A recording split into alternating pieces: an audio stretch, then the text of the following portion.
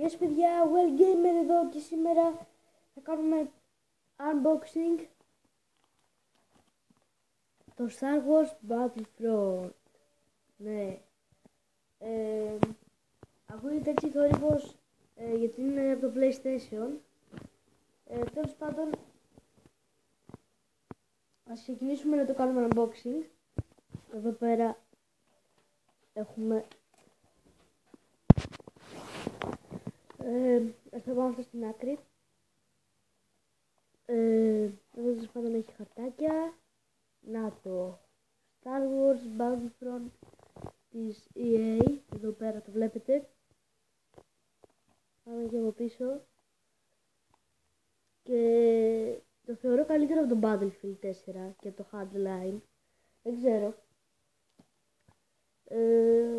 Και πάμε να το ανοίξουμε να δούμε πως είναι και από μέσα. Νομίζω δεν σας έδειξα από πίσω πως είναι. Έτσι είναι από πίσω. Darth Vader εδώ πέρα.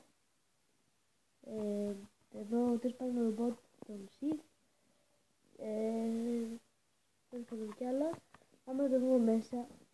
Εδώ είναι, έτσι είναι η κασέτα. Οπα. Εδώ.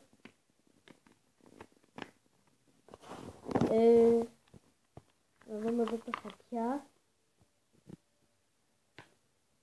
Έχει Battlefront Season Pass. Battlefront Battle of Jakku. Galaxy Heroes. Είναι μια εφαρμογή στο tablet αυτή. Για το tablet ή για το κινητό, τέλος πάντων.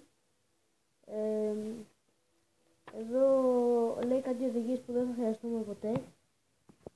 Και εδώ λέει τέλος πάντων έχει γράμματα. Αυτό είναι το Battlefront. Ανυπομονώ να το παίξω. Αυτά από μένα. Well Gamer. Bye. Και επίσης παιδιά, σχετικά με το Q&A, το Q&A για να μην παραπονιάσετε ότι δεν έγινε, θα γίνει. Απλώς έχει υπάρξει ένα πρόβλημα